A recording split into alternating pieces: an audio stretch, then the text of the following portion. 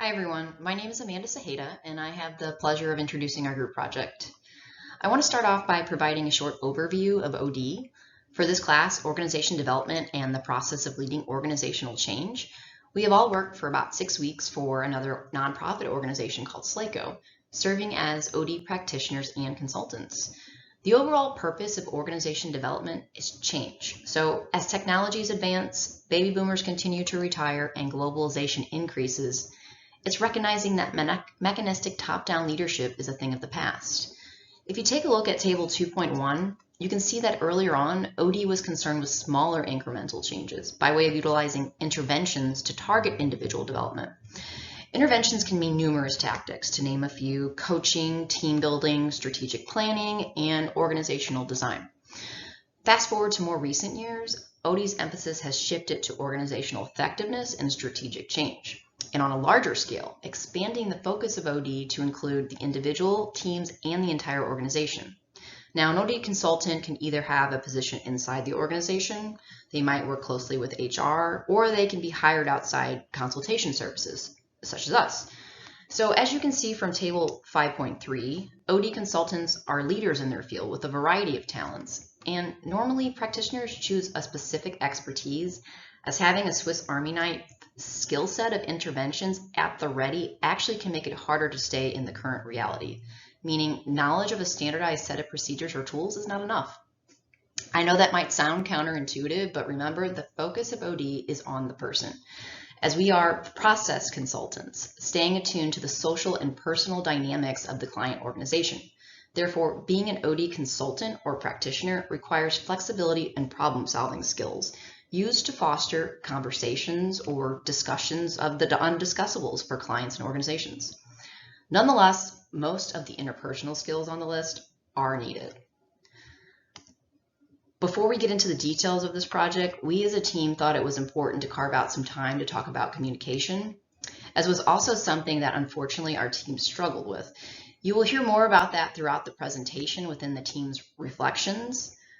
I now have the pleasure to introduce our teammate Faith. Faith was our rock for positivity and inclusion the entire time, so it makes the most sense for her to lead that topic.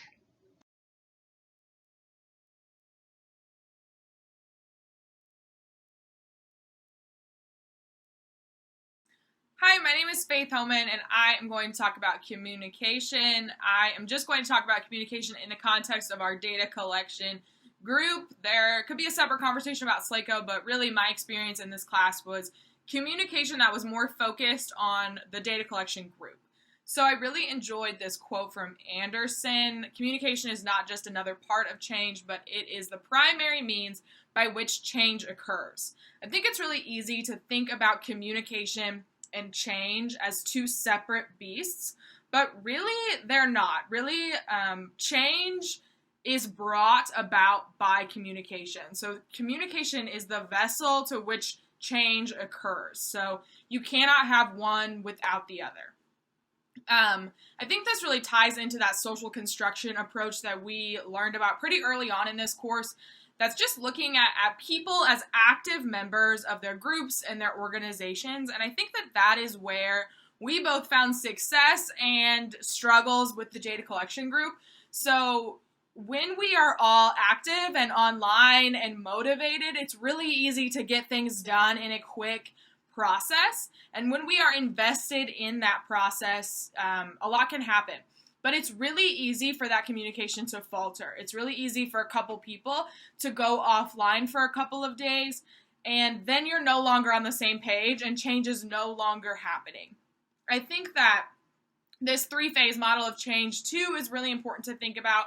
I reviewed another article by Hussein, and they talked about just organizational change and communication in the context of this three-phase model of change.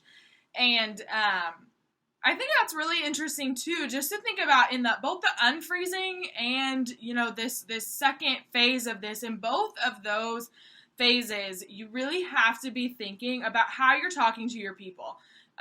It's not going to be a successful process if nobody understands what's happening and nobody understands the role that they play in that change. And I think we saw this in the data collection group too, because in the beginning, this was new and we didn't understand what we were supposed to be doing or who was supposed to be doing it. But by communicating with each other, laying out those guidelines, thinking about what processes do we have about ourselves going into this process, and, how are we going to formulate, the next 8 weeks of this course. So yeah, communication is key. Okay, so now I just offer some personal reflection. How did this group project impact my growth and development? I think that the two main things that I take away from both the interaction that I had with data collection group and the interactions that I've had with SLACO are that the key to really anything is going to be persistence and patience. So you have to have, as Kevin so fondly put it a few weeks ago, you got to have skin in the game. So everybody in these groups and when you're interacting with other professionals, you have to be motivated, and these items have to make it to your priority list. And sometimes that looks different for different people, and really you just got to be patient with everyone. You have to be committed to good work. And I think if everyone in a room is committed to doing good work, you're going to be able to make it through most obstacles that come your way. I appreciated the chance to learn from my group members, to learn from SLACO. I work in not a huge company, but a company around, 150 employees, 200 employees. So, I interact with lots of different folks from lots of different departments, and I see this in my professional life as well. Typically, you're not going to have one 45-minute meeting and solve all of your problems. So this was just such an accelerated course with 8 weeks.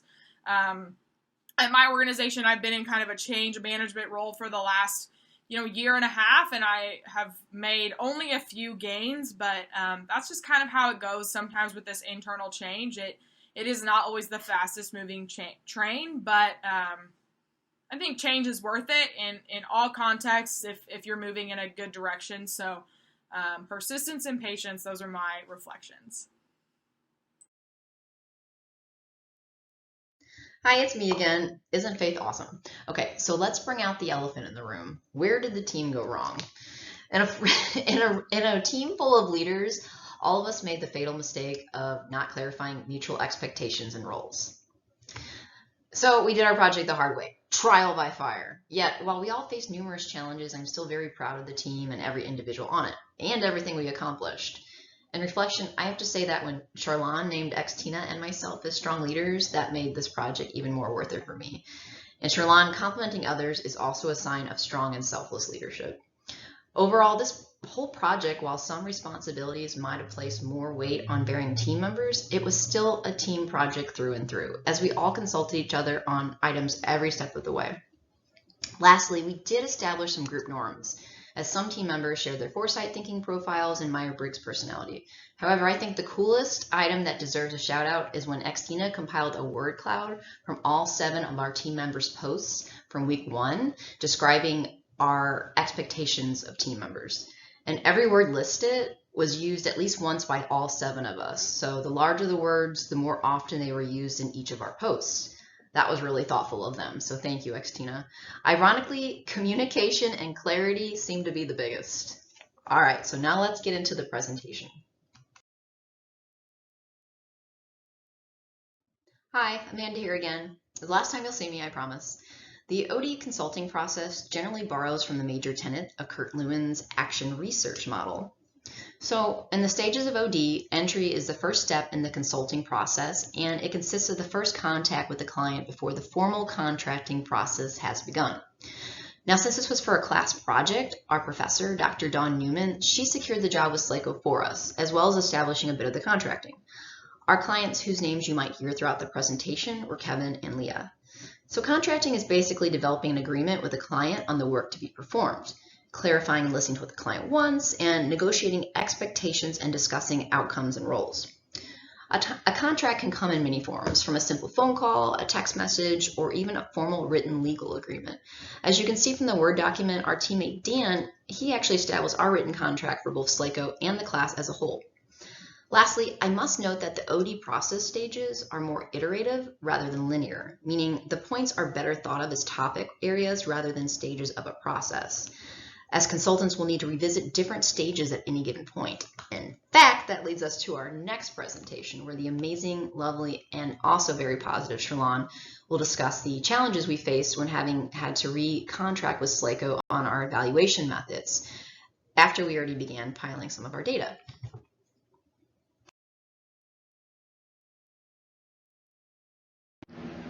Hi class, my name is Charlan Williams-Moore. I am a team member in the data collection group, and I will be discussing contracting and or recontracting. When meeting with SLACO, a discovery was made that would alter the direction our team would take regarding the utilization of focus groups. Dr. Zanta suggests contracting is the initial phase of every OD project. To this extent, our team received information during early stages that caused our team to shift gears. As SLACO's leader Kevin mentioned, the use of focus groups would not provide the team with enough direct feedback, and therefore the uses of surveys and one-to-one interviews would be more useful. Anderson states, each meeting with the client is an opportunity to evaluate progress, retain previously discussed roles and processes, or change them based on past experiences or anticipated future needs. To this degree, our team was persistent and resilient, and we were able to pivot in spite of Kevin's request while we had begun to work on our programmatic approach.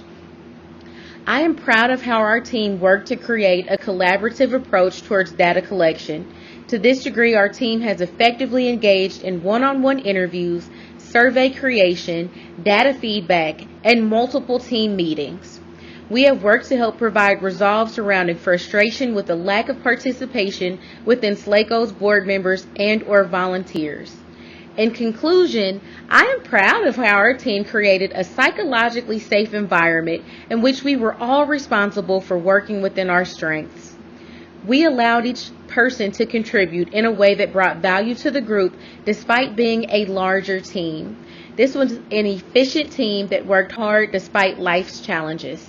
Thank you. The problem presented to us by SLACO was the lack of participation among most of the board membership. Gathering data allowed us to explore the causes and consequences of this problem. Now, there's a variety of ways to go about gathering data, and Anderson discusses these in the text. They include interviews, focus groups, surveys, or observations.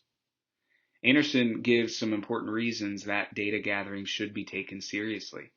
First, it generates information about the organization's functioning, effectiveness, and its health. Second, data collection can be a force that sparks interest in change. And lastly, if it's done well, it can continue the process of relationship building between the change agent, his or her internal partners, and the organization.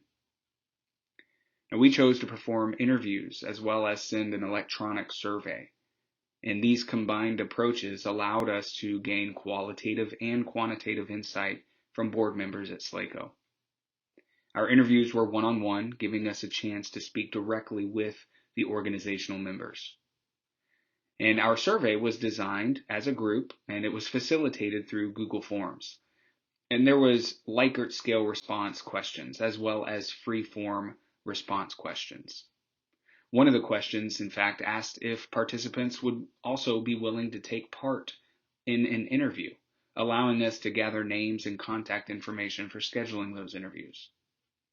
Once the surveys were designed and approved by SLACO leadership, the SLACO director sent the survey from his email, and as the results came through, members of our group began reaching out to schedule the interviews. Hello everyone, my name is John Klein, and today I will be discussing data collection, specifically the survey portion of our group project. The process to create the survey for SLACO was a meticulous one. The reason being is we were trying to create a survey with specific questions that would give us a general idea of why the engagement in SLACO's board members was rather low. Other things that needed to be considered were things such as if we would like autonomy or not, how to maximize response rates, and how to make the survey brief but also add value. All of these things were mentioned by Dr. Newman in her PowerPoint, about data collection and proved to be very valuable in the survey process. We decided to ask for their names so we could follow up with them and ask if they would consider being interviewed one-on-one. To maximize response rates, we decided it would be a good idea if we had Kevin, who is the president of SLACO, send out the survey so they would feel more obligated to complete it. One area we found frustrating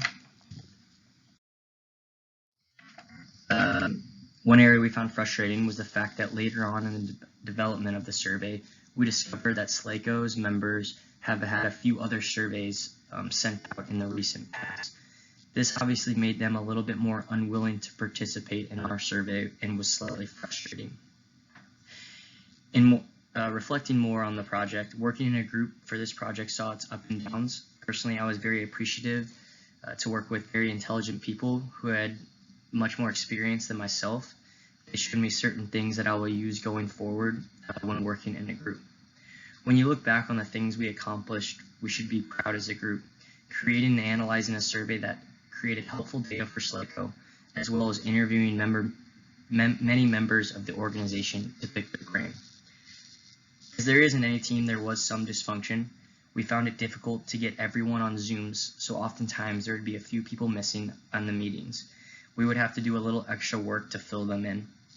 However, I feel as though we handled the dysfunction well. We kept great tabs on all the meetings and made sure that people knew what was expected of them. We kept each other in the loop via GroupMe and text messages as we text often. As a group, we should be proud of how we worked and what we did for the organization of SLACO. In addition, we all gained tremendous knowledge of how to change an organization via an intervention. The last thing I would like to mention is we lacked a bit of a team identity, and we forgot to build that early on. I think this would have helped us down the line, just knowing what we were trying to accomplish. As Ulrich mentions, team identity is a very big advantage. So with that, I would like to thank you for listening today. In addition to surveys as a tool to collect data, we decided to conduct interviews with SLACO members. A main advantage for conducting an interview is the ability to collect data and understand a person's experience with the opportunity to follow up on areas of interest. As we were working on how to create a successful interview, we researched and learned a few interview tips to make a successful interview.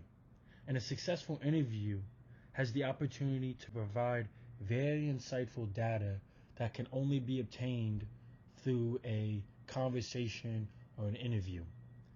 While researching interview tips, we learned that to begin an interview, you want to develop a rapport with the individual who is being interviewed. An interview should begin with a personal introduction and stating the purpose behind the interview. In addition, you should explain to the interviewee what will be done with the data that is collected and who will be able to see it. In addition to collecting this rapport with the individual, it will build trust, and this trust will help us later on when you ask questions, because they will trust you to speak freely. Not only did we learn when conducting interviews that you want to build this trust and a rapport with the individual in the early stages of the interview, you want to prepare for the interview. Preparing for the interview could look like outlining certain points you want to cover and questions you want to ask the interviewee heading into the interview. Questions that lead the interviewee to dead-end responses, or questions that have built-in responses, are not effective tactics for conducting an interview.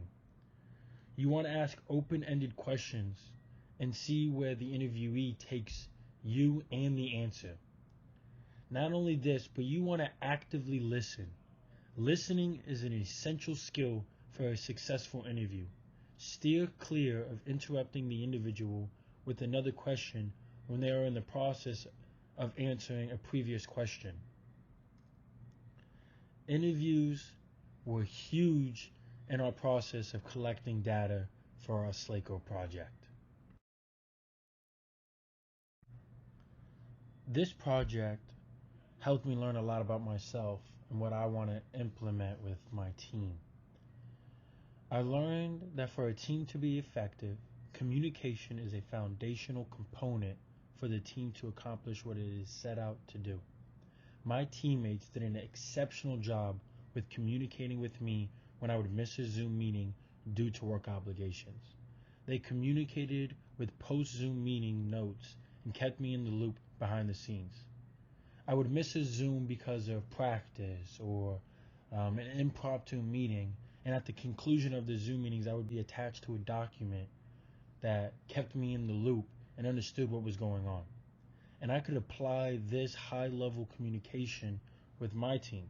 For a team to accomplish what it wants to accomplish, it takes a committee and not just one individual. I could apply what I learned from my peers in this project with the team I am coaching and the people I work with. I learned that I could be a better communicator with the players that I'm teaching and the coaches that I'm working with. Effective communication can help a team become more effective with their performance. And I'm very appreciative that I learned that working with my peers in this project. Hey, my name is Xtina Butler, and I will be talking about unobtrusive measures.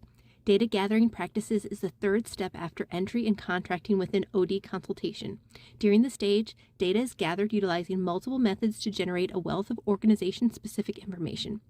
This information is the cornerstone in order to properly diagnose or produce fruitful dialogue to further the conversation. This depends on the OD consultant route they have chosen as their path forward.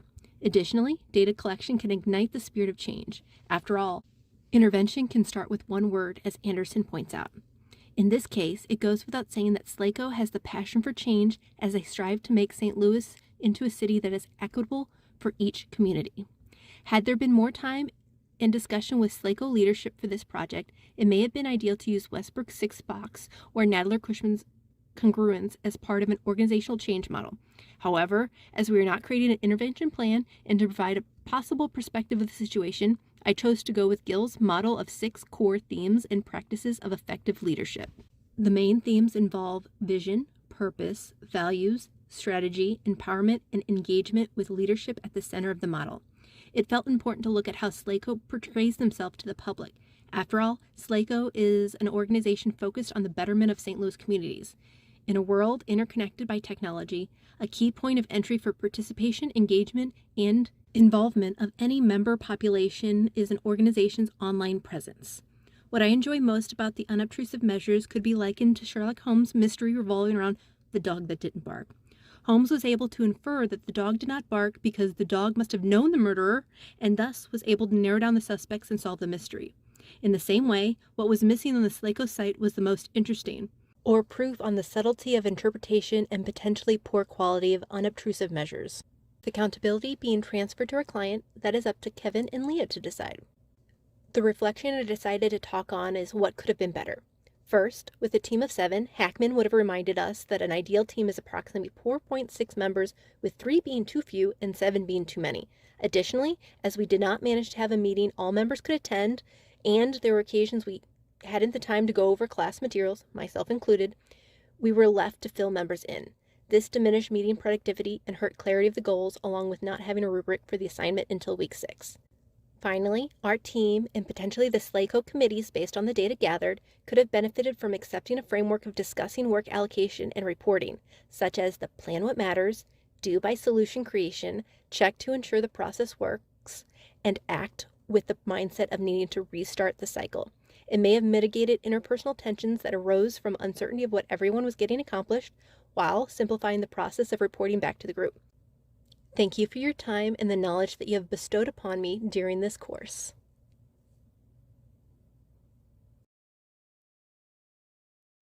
Okay, so in hopes to summarize our group project, this collaborative work that we have been doing, I'm just going to talk through some of the highlights from the SLACO project.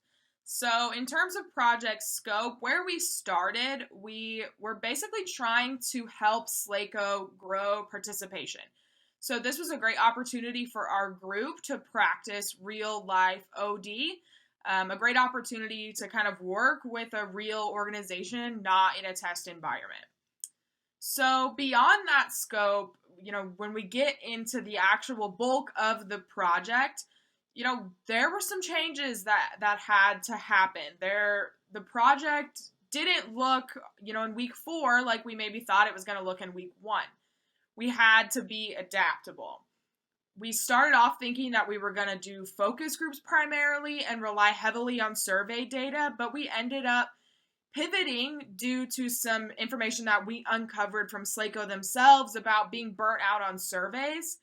And then the focus groups, we were concerned about the participation that we were going to get in those. So we ended up taking an individual interview route. At every point in the project, we pivoted to what we felt like was going to give us the best data and also in consideration to our other group members and, the time that we had to allot to this project. So in terms of handoffs, after we did pivot and we collected some of that data, we had to give that data to a couple different parties. So we had to give that data to the data analysis team. So we met with them in order to ensure a clean handoff there. Data analysis and data collection members also attended that debrief with SLACO so that there was more of a seamless overlap between those two groups. And we practiced some real-time collection and analysis with SLACO when we were all in the same room together. So when we're talking about transferring accountability, we transferred accountability both directly to SLACO and to each other. So we ensured throughout the process that data analysis had access to all of our data collected. And finally, we transferred accountability when we gave SLACO our information and our considerations. And now, honestly, it's up to them to take action and ownership. So that final question, who is responsible for where this project goes? Who is responsible for next steps? We have given SLACO tools and ideas and data and strategies that they can take to continue this work, but ultimately SLACO is responsible for their own future. OD practitioners partner and support organizations, but really it's organizational leadership themselves that must pioneer the next steps for their organization. Thank you.